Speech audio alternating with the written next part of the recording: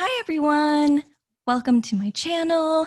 I'm really excited because here I have Lindsey Wei with us today, and we're going to be talking about surpassing ourselves, about women following a spiritual path, about empowerment, the warrior's path, and much more. So if you don't know who Lindsey Wei is, well, after she finished high school, she went to China to train in martial arts. She went to Beijing, then in a Shaolin temple, and ended up in the Wudang Mountains. And that's when she found a little bit later on Li Shifu, who became her life teacher. And they trained in this beautiful Daoist temple called the Five Immortals Temple. And she wrote the first book. It's called The Valley Spirit. And this is about her journey in China with her training. And then her second book just came out, and it's called Path of the Spiritual Warrior. And we'll be talking about that one a little bit later on. So she trains and she teaches the Wudang Daoist martial arts in the United States and online. And so we're going to be discussing beautiful and empowering subjects with her today. So, Lindsey, thank you for being with us. Hi, thank you for having me. I'm happy to be here. Hello to all of the listeners. So, my first question to you is, what is the warrior's path? I've heard you talk about this, and I was wondering, is it people who are training in martial arts, or is it also people who are trying to elevate themselves and surpass themselves? So I think that it can apply to all humans, all people who are cultivating themselves and working on their personal development. I think that it doesn't necessarily have to fall into the medium or the path of martial arts or the warrior, but I think that the term gongfu actually describes it better, because gongfu is really just any skill that you put time and effort into, and through that process you develop and cultivate yourself. So it doesn't have to be martial or warrior oriented necessarily, but it does have to be a type of gongfu, a type of skill that you are putting time and effort into in a focused, committed, disciplined way, and developing yourself through that, gaining skill. So it doesn't have to be martial arts, but I think it has to be some sort of medium that brings you into an authenticity. And I think if it can involve the body, even better, because the body can't lie as easily as the mouth and the thoughts, so that's why I think that martial arts is just like a really beautiful, efficient doorway. We kind of call them, there's many doors on to take you towards the Tao or towards enlightenment or this cultivation path. Many doors, and martial arts is just one of them. But I'm biased. That's the one that I walked through, the one that I feel called towards and driven by. But I do think that it can be any task. It can be a craft. It can be archery. It can be sweeping the floors. This is actually a question that I asked Pedro in the book. What can other arts be used to be on this path and of the warrior? And we talked about how no matter what it is, even if your art is sweeping the floors, it's about the intention behind it and the presence that you have within it, and your openness to receiving teachings from the higher teachers, as Li Shifu calls them, or from the ether, I think would be like a word that Pedro would use. So a type of openness and intentfulness in the gongfu, in the art that you're pursuing. And so really the path of the spiritual warrior is as Pedro describes it in my questioning and bringing out his teachings, he really describes it of this battle within the self.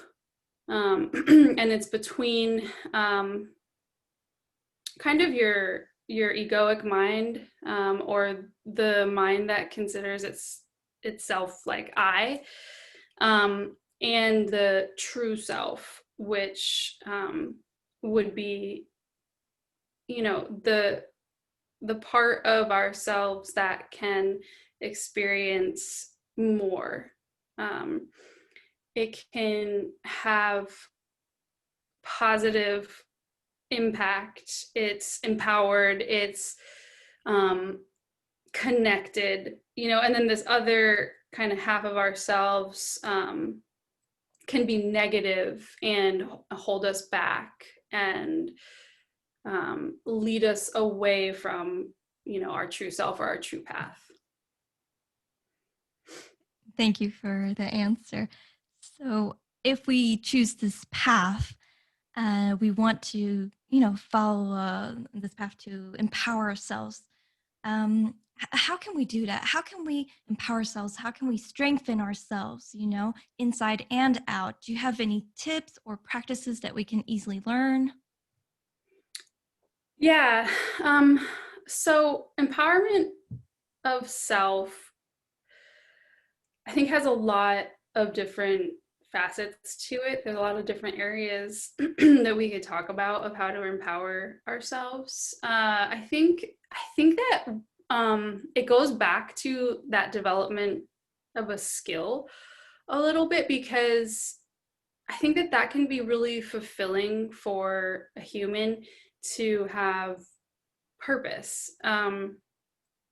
So like for me, or for example, through the doorway of martial arts, you can become empowered, but not on just training martial arts alone. You also have to develop yourself through life challenges and just what life will bring you, developing yourself. So you can't only practice martial arts alone, but they often just go hand in hand. But I think with martial arts, you're empowering the body, the physical body, as well as the mind. And that can give you this type of strength. So it matches perfectly, right? Because you're actually gaining physical strength, and then that gives you mental and emotional strength and confidence in yourself. But let's say it's any other type of craft or skill that one is pursuing. It in the pursuit of these skills and bettering ourselves, we can gain this type of personal power, that we can then we build up our own personal power and therefore empower ourselves. And so in kind of the line of Li Shifu's teachings, the practitioner, through all of these, like through qigong, through martial arts, so the kung fu, just having a healthy, strong body, and through sword and other weapons, through the 8-step, all of these things are transforming the practitioner's body. Same thing with what Pedro teaches in the Muay Thai and the Muay Sangha system that he created. All of the different arts that he teaches are redesigning, reorienting the entirety of the practitioner. So you're kind of redesigning yourself into this skill set, that within the skill set, let's say martial arts in this case, the skill set has these, what Pedro helped me like define, because he speaks about this, is the martial codes or the movement codes that are inside of the body or inside of the art, and then they download into the body. So, but that can be through any art, but through this pursuit of a skill, we refine ourselves and we change ourselves, and then we gain power. And so, as Li Shifu teaches, when we practice all of these skills, our own magnetic field changes. And so then no matter what we're doing, whether we just walk into a room or we you know, encounter someone who we have destiny to help them heal or whatever it is, it's just through that magnetic field that we have cultivated that is all happening on. So to me, that's kind of one aspect of empowering self, is to actually build up your own personal power in your magnetic field. And within all of that, again, in the warrior path and in the martial arts path, there's this, even just in the posture that we train. So it's like to stand upright and reaching towards the heavens, grounded in the earth. Even just in that is a type of empowerment, our posture, so that like our life force energy can flow, we can breathe. So it's really on so many levels one can find empowerment in that way. And then, you know, the other aspect would just be the cultivation of our character. So all of the challenges that life brings us and what we learn from that. Okay, that was really, really interesting. So when you're training these exercises, these practices, or when you were training even at the temple, and it was like super hard, and it was getting to the point where your body was physically exhausted, and you felt like you couldn't continue anymore. How did you push yourself to go past your limits? How did you find that strength to continue? Yeah, so I think that there's probably two aspects to that. And one is just developing the habit of discipline and being able to ignore it's the egoic mind again, likes to complain and likes to tell you like, you can't do this, you're tired, you're you know, and like just talking at you like in that way. And so you develop a habit after training martial arts for long enough, you just develop a habit. And not only martial arts, any type of sport, I think any athlete knows this, right? Where you just develop this habit to ignore that voice and just keep moving forward anyway.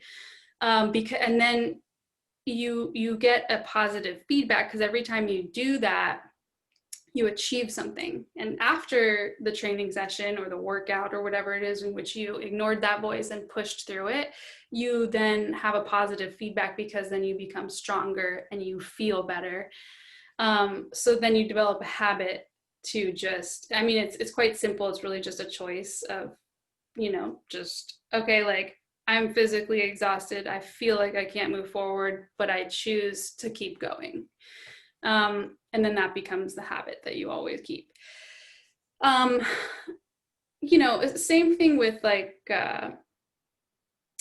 if you're going to go train at a class or something, there's always the process of the mind being like, maybe I shouldn't go. Maybe I have all this other stuff to do. Like all these excuses as to why you wouldn't go train. And again, you develop the habit to understand that that voice is there and understand that you're going to go anyway. You're committed to going. You have self-discipline. You just do it. And then the other aspect that's useful for pushing through those moments where you feel like you can't move forward in like a physical training type of way is quieting the mind, which I guess is kind of what I was just talking about. But you can, it's like, when I like to think of it in the context of running, because I think a lot of people can experience it in this context where you're running. And this is how I teach running. I teach it something called Coyote Running, which is like a indigenous style of running where you you don't land on your heels. You don't ever go heel toe. And it's kind of like a barefoot running type of practice, but you just come down lightly on the balls of your feet and you stay kind of level, and you drop into this rhythmic breathing that's based on how many footsteps you're taking. So you breathe in for so many footsteps and then you breathe out, and you're just kind of like gliding along and trying to find the most efficient way that you can make this forward movement, linking with the breath and then quieting the mind. So you actually can use little techniques like wide angle vision. So you change your type of vision that you're using. Instead of like tunnel visioning in on the ground in front of you and having your, logical mind just like rolling and being like, thinking about the past and the future and complaining and talking about how tired you are. If you take away all of that, that's kind of expending a lot of energy. That's where the exhaustion is coming from. So you take that away through these breathing skills and vision skills, and then you can fall into that flow. You can find a flow where you're not expending any energy, so you're not tired. So there's nothing to push through. You found a flow. And I think that you can apply that to like any training session. Just by using the breathing, the clearing of the mind, and vision can help with changing the mental state. So those are like actual techniques that you can use to push through those moments. Thanks. For me, running is kind of torture, so I will definitely be keeping these in mind. Yeah, running doesn't need to be torturous. It's like you got to just find that flow state. So what other difficulties on this path have you encountered, and how did you surpass them? Well, I think that that's a constant, because I think that these the challenges on the warrior path or the spiritual path are like kind of cyclical. So you never really like check one off and like you're done with it. You encounter it in more and more evolved forms. So I think the challenges on the path, I don't know where to begin. I guess the one that's coming up is, I think, just kind of I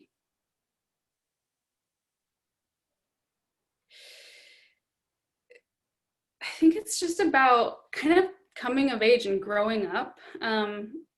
That whole time period that I wrote my first book about, I think, has a lot of those challenges, those initial challenges in it. And so I think being a female on the warrior's path definitely has some challenges innately in it. And I suppose I have quite overcome those, because it's like I have to kind of tap into this different kind of phase of that development to talk about it, because it's not really a thing for me anymore, but I remember that it very much was when I first was getting into the martial world in the West. And I suppose in China too, but they had different aspects, because in the West I was like coming into the martial arts field as a female instructor, a young female instructor, and so I had to really like work for my place there. And then in China training, I was really young, so it was just a matter of pursuing an art that was, mostly a male endeavor. And so you just don't have as many women around, and you don't have as many women like role models to look to. So those were all challenges that were eventually overcome. And I suppose they were just really overcome through time and effort. and learning along the way. You know, like when we talk about, you know, female empowerment, and I know you're probably going to get into some of these questions like a little bit later, but you know, the main thing that comes up for me there is working on self-worth and self-sufficiency as a female on the warrior path. I think those two aspects are important. So yeah, as you just mentioned, your path as being a woman who practices martial arts and who teaches that, and who lives in this world where it's well, there's quite a few more men than women, but in general, for women, can you describe how is it different for a woman who's simply following the spiritual path? How is it different for us, you know, compared to men, you know? You know, I don't find it to be that different. You know, it's interesting because I used to really be hung up on that difference. As a young woman, I really had to kind of reconcile with that. And I think it has something to do with like a paradigm or like a filter that we can have on as women. um Almost like a chip on our shoulder kind of a thing. It's like it's an old type of um trauma, I think, that we hold as women, just from just history, and entering into this world with that history.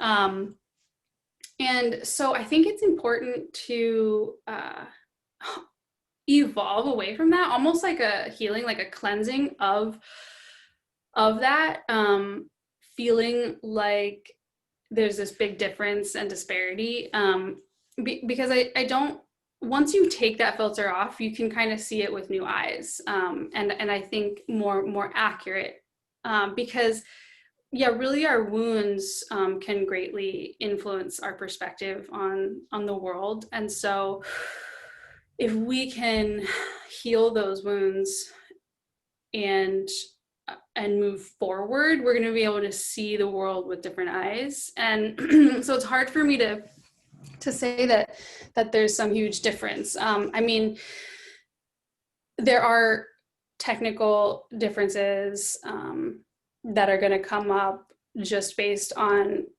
physical makeup and physical stature, but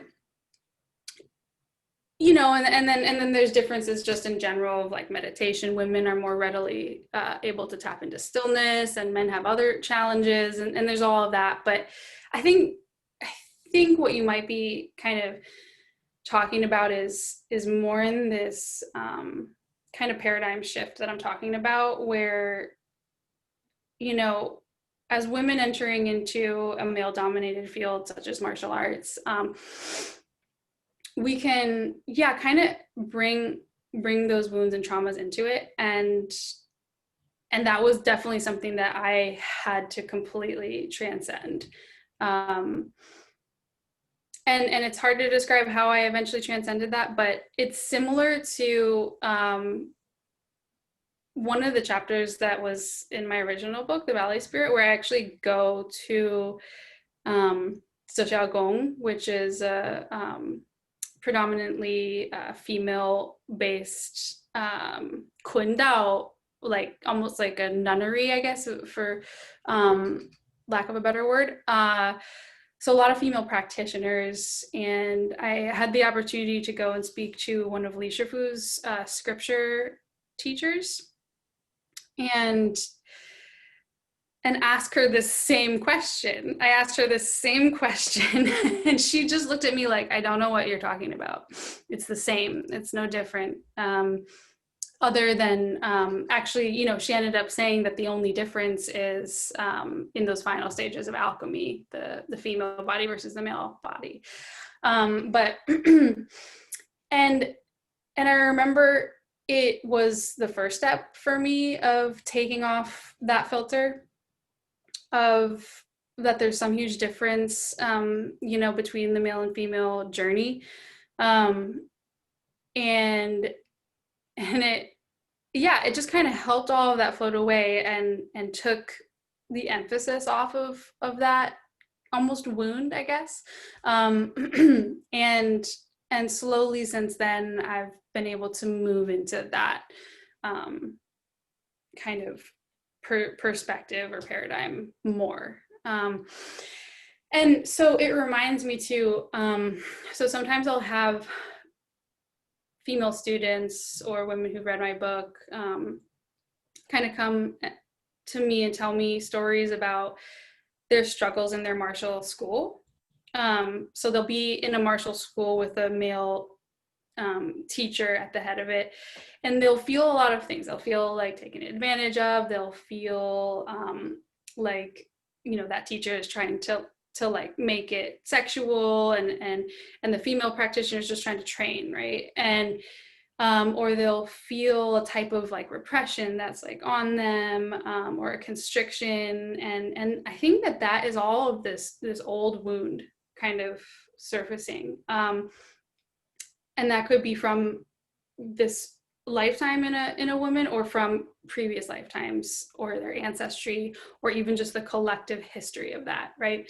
And so I think that yes, there are certain things that we need to work on as women, which, like I mentioned, and I could talk a little bit more about it in a second, which is self-worth and self-sufficiency. And those are going to be things that don't allow this type of thing to happen to you. But I think one other step that's important is the removal of that kind of like wound. So a deep healing of that inside. And I'm reminded of a teaching that Li Shifu gives where, he says you wake up in the morning as if you rise in bed, and, you're going to go to get dressed and put on your shoes. And there's an old pair of shoes, which is all of your, baggage and wounds and trauma that you're carrying. And, let's say that is for a woman, like just associated with men or whatever, or feeling inequality on the path, right? Or feeling taken advantage of, all of those things. Let's say that's that pair of shoes. And Li Shifu says, don't put those on. Throw those away, let them go, put on a new pair of shoes. And in this new pair of shoes, you don't live under that paradigm. You don't live with that filter over your eyes. And so just like a pair of clothing or a jacket that we're like wearing, we take that off and wear a new jacket. And that new jacket is this empowered place where there isn't this inequality, where, male, female, it's more a unified whole, Is that making sense? Absolutely. Yeah. Yes, thanks. So for these women who are facing, who have a spiritual teacher, but he's using seduction, like you were saying, how can they protect themselves? How can they detect that before, they're already too much involved in the practice? Yeah, so I think that it is about recognizing that there's nothing that you need from that person. So if it sounds easy, but it's more difficult to unravel, in ourselves. So let's say you meet a teacher and, you really want to learn something that they have to offer, right? That's the whole point. You're trying to learn something, the skill. You want that skill, right? Let's say it's martial arts and it's like a martial arts school. And but then there's also part of you that knows that there's something else going on there. There's something not quite right. Like, but then, and then that's the battle that we're talking about. That's the warrior path, right? So there's this battle that starts, right, of your, you know, true self intuition being like, I don't need that. I will find this path in somewhere else, you know. Then there's like this other part of you that like kind of will go into that, you know, and I think that's where the self-worth and self-sufficiency comes up. But just, and boundaries, just the ability to say no. Like if you meet a male teacher and you just feel like they're taking advantage and they don't have the purest of intentions going on, it's just having the strength and self-worth and the boundaries to just say, nope, like I don't, just no, you know, just getting really good at saying no, you know. So I think that's the first step. It's like, you don't need to learn from that particular person. There's a lot of very talented teachers out there. You'll find them, you know. So first step is just detecting it and just having the strength to be like, I don't need that. I don't need that. And so then, you know, the other aspect is that comes up for me surrounding all of this is self-worth. And that one is, you have to find inside of yourself a feeling of self-worth and self-love. Because if you love yourself and you have worth to yourself, then you'll have better boundaries and you'll have the ability to say no to something like that. And seek it elsewhere until it feels 100% correct. When you find a good teacher, there's no doubt. It's 100%.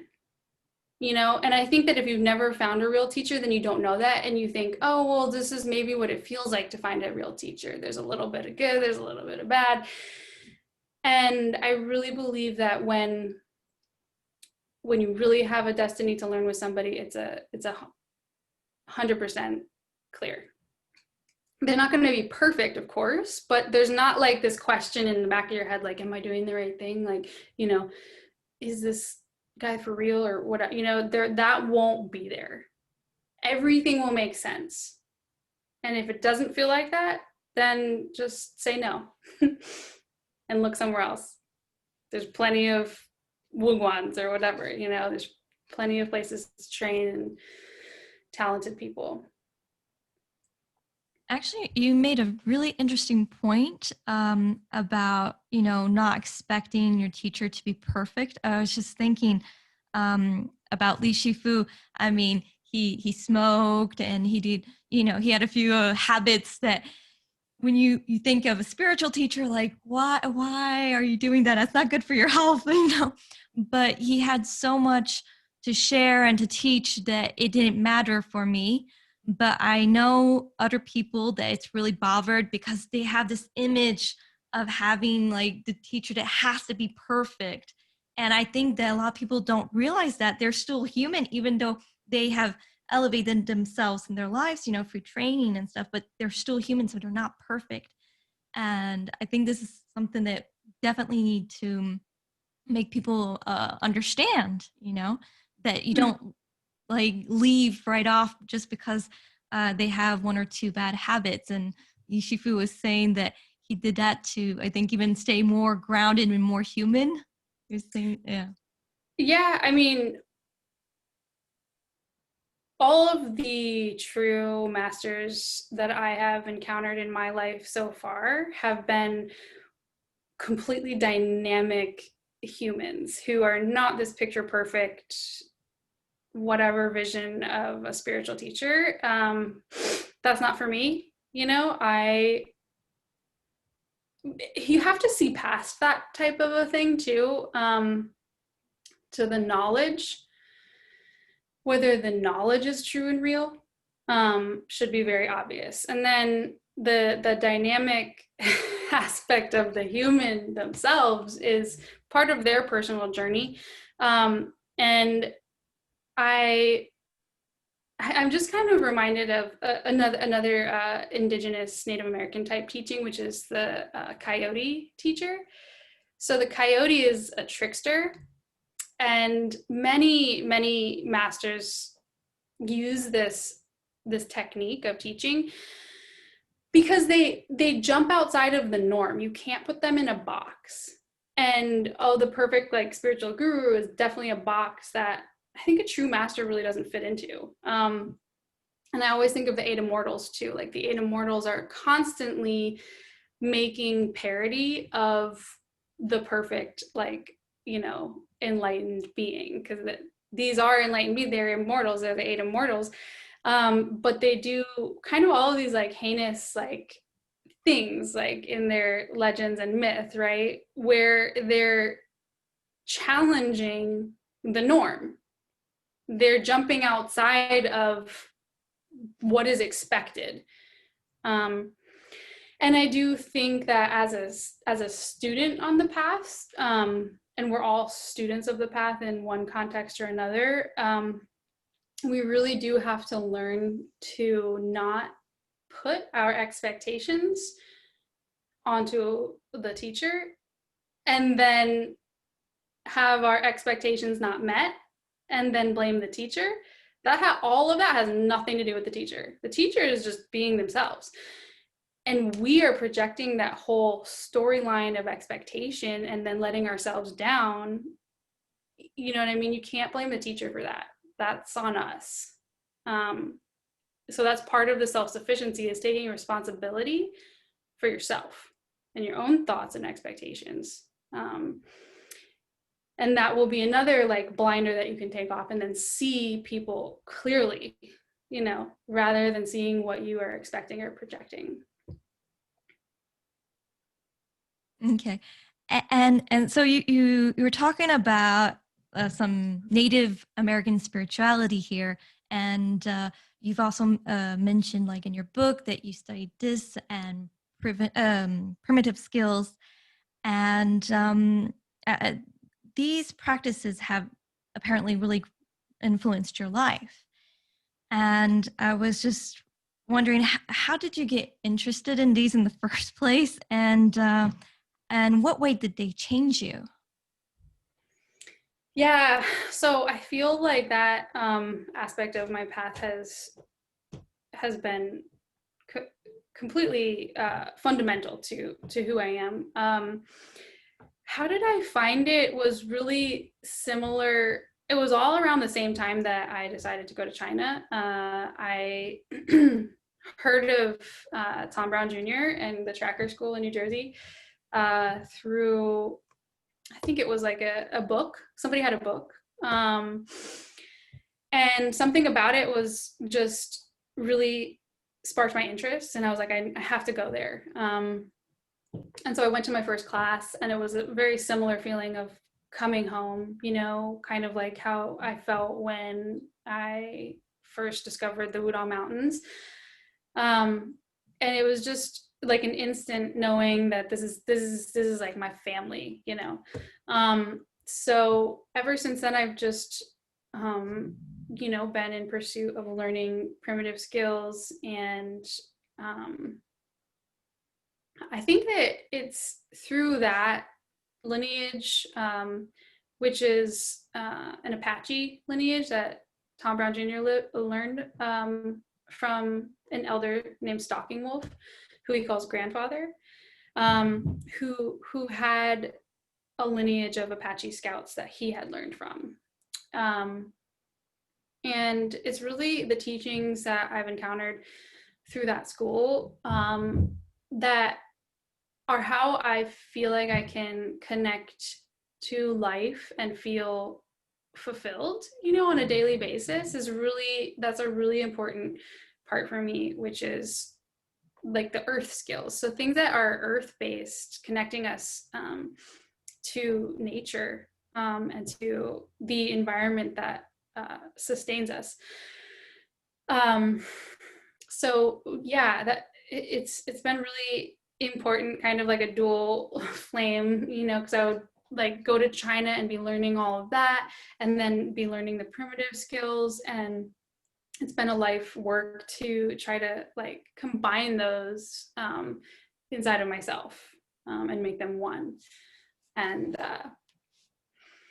yeah. So with all these practices you do, so between everything you've learned there or with everything you learned in China, this warrior path and the spiritual path, how I'm very curious, how do you balance that with your daily life? With washing the dishes, taking care of, all your daily businesses.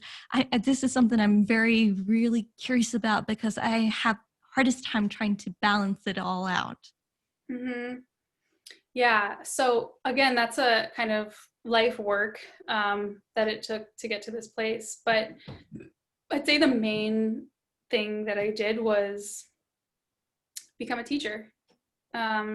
So through becoming a teacher and sharing the arts that you were in pursuit of with other people, that keeps you on task with it. It creates a context and a community surrounding what could be like a kind of rare or unique practice that not many people around you are doing. It creates a context and a community of people doing that. So that was, I think, the main thing, is just making that my career path of being a teacher and sharing the teachings is a huge part of how I am able to maintain it and integrate it into my daily life. And then aside from that, it's just years of, what we call dirt time, which is partially just always having a skill going on in the background. And I think that would be also having to do with martial discipline, the type of like self-discipline that you learn through martial arts. You're just constantly creating habits where you're integrating these skills into your daily life. And, a lot of people ask me about, because I have a daughter, and like, how do I integrate all of that? And again, the answer is through teaching. So finding ways to share all of these things with her. And so now I'm like on this new kind of homeschooling path that is has been kind of like a paradigm shift for me as well as a mom. Where, because homeschooling is really a lot about having it's that same idea of every moment is a teaching moment. Every moment is a chance to learn about life. And that was like that is a shift that I'm actually kind of going through like right now as I transition her into homeschool, and trying to find time to fit that all in. It just becomes this holistic thing where everything is interrelated, and so I'm really enjoying that shift so far.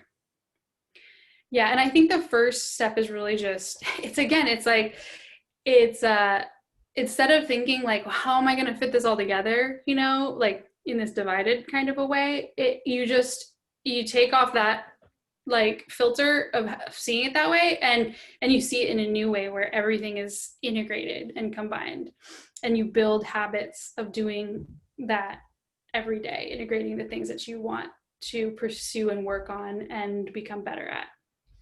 Do you have any tips for creating good habits?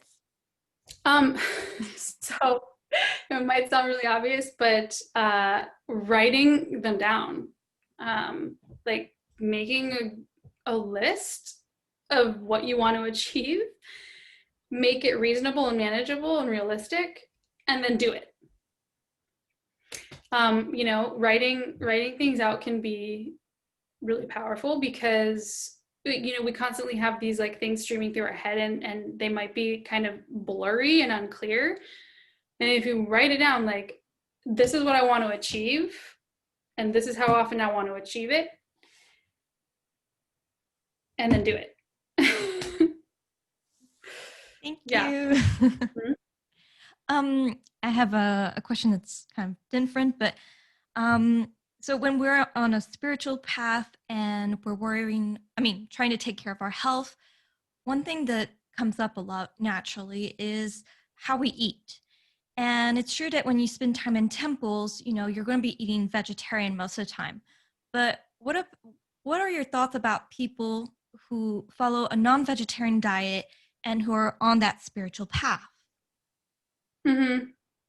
Yeah. So again, it comes back to, I guess, just my personality type. I prefer to be very dynamic and flexible. And I suppose I have a constitution that can allow that for as far as like what I eat. So I like to be easy, I guess, if I can be, and consider the people around me comes into play for me a lot as far as like what I'm eating is what the people around me are eating. And I just kind of blend and flow with that a lot of the time. And I don't have really strict rules for myself, dietary restrictions. I really enjoy doing cleanses, like periodic cleanses throughout the year, I think are really important. But again, as far as like say, eating meat versus not eating meat, being vegetarian versus not being vegetarian, I think there's several aspects that we need to address.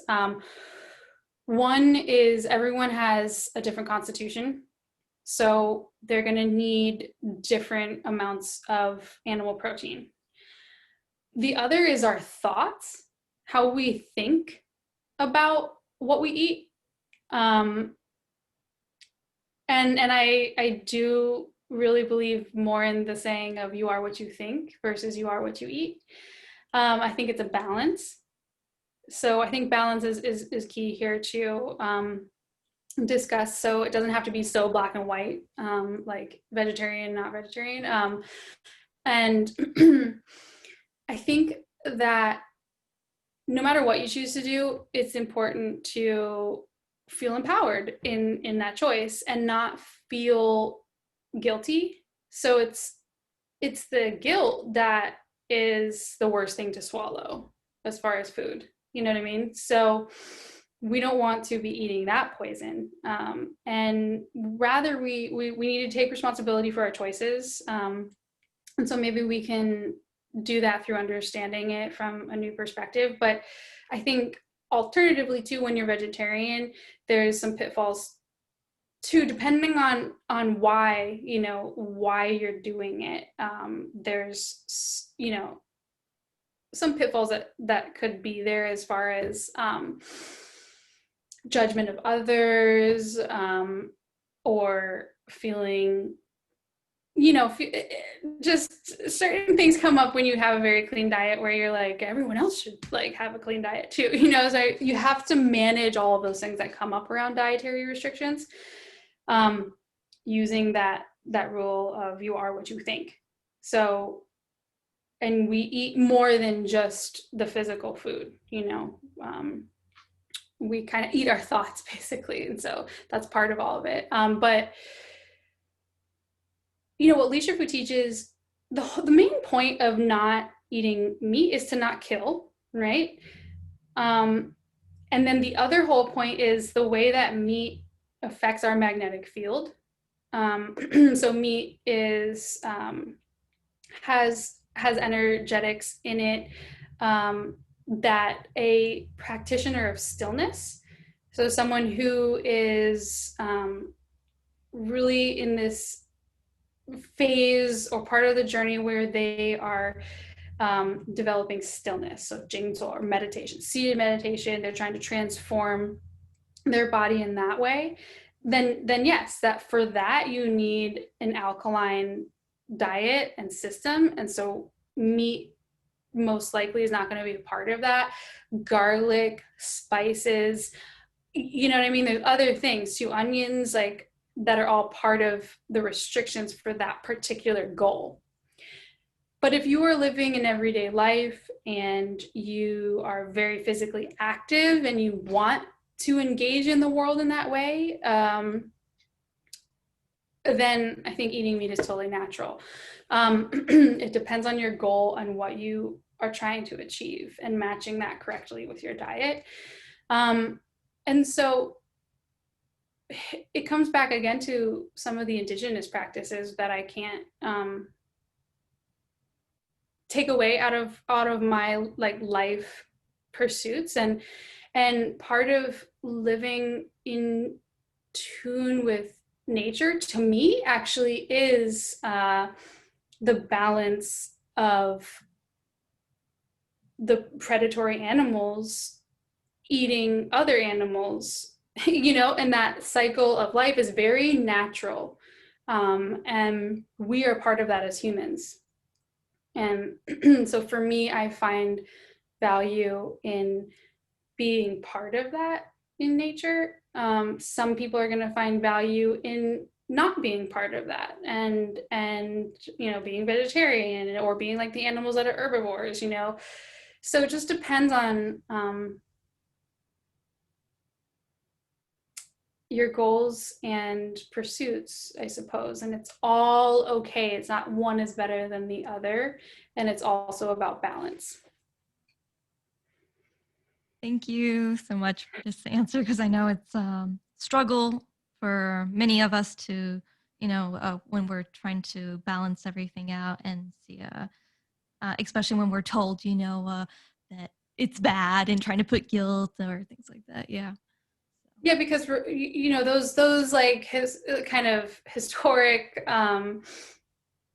often related with religion, repressions can be just as bad for us.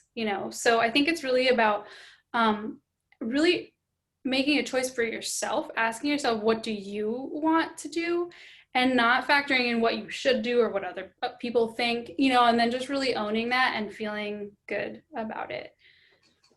And if and that answer is just going to be different for everybody. So, and it can change as you move through life. Thank you. Now I guess we can start talking about your new book that just came out. Would you like to give like a brief description about what it's talking about? Yeah, so the new book is called Path of the Spiritual Warrior, and it is about the life and teachings of Crew Pedro Solana.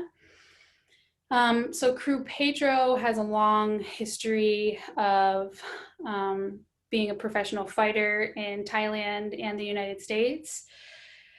And he eventually created his own school in Thailand, which he has to this day. And I met him by chance at the Five Morals Temple.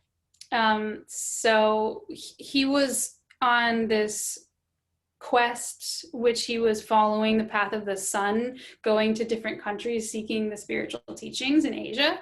And China was on that route for him. And he had a dream of a teacher on a white horse, and then somehow put the pieces together through word of mouth about White Horse Mountain, Baimashan, and Li Shifu, and contacted us through the website or whatever it was at the time. It was like a while ago. And so I was the contact point at that time. And so I, was fielding the emails, and we met up in town. And so then Pedro became family, at that point. And then a lot of the students of the Five Morals Temple would travel to Pedro's school in Thailand to train with him, and it became a sister school. So that's how how it all began. And then one of our Marshall brothers, who is the publisher of the new book, Johann Hausen, wanted to document Pedro's teachings and his life. He wanted to know what was the making behind, such a fighter, martial arts warrior turned into the spiritual path. And he wanted me to write a book about that and asked me to do it. And I had always wanted to go back and train with Pedro again. And so I took the opportunity and agreed to write the book, and I got to go train with Pedro and interview him, and then that turned into the book. And going into it, I didn't know what the book would end up being about, so it kind of created itself.